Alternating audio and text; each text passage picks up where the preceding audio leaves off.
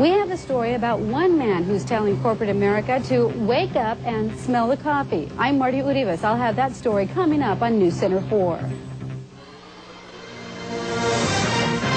This is News Center 4 at 6, your 24-hour news service. And a battle brewing over a popular coffee chain. Well, you might have seen the ads in the paper in recent weeks of Bay Area man looking for customers of the Starbucks coffee chain who've had service problems. His problem has made him so angry, he's spending thousands to make a point. News Center 4's Marty Uribas explains.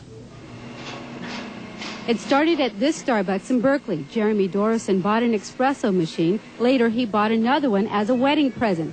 But Dorison claims as he ran into problems with both machines, the service and attitude by Starbucks employees turned sour. Their statement to me was, you're just simply not important enough for us to go out of our way for. And that, I think, is what set the spark. Ultimately, Starbucks exchanged the machines, in one case upgrading the gift to a higher price model. But feeling humiliated and like an unappreciated customer, Dorison was not satisfied.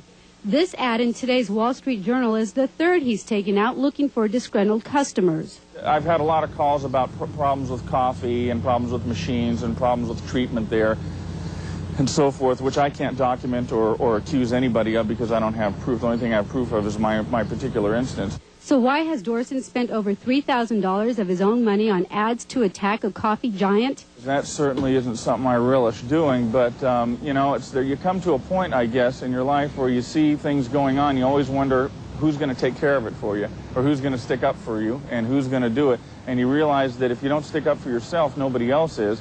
And the general decline of morality in society is certainly not coming to a halt, and it's not beginning to go forward. At Starbucks corporate offices in Seattle, a spokesperson says the company has done everything it can to rectify the problem. They say they are disappointed Dorison is taking things this far. We've been sorry right from the start, and I think we've, really tried to make that clear to Jeremy.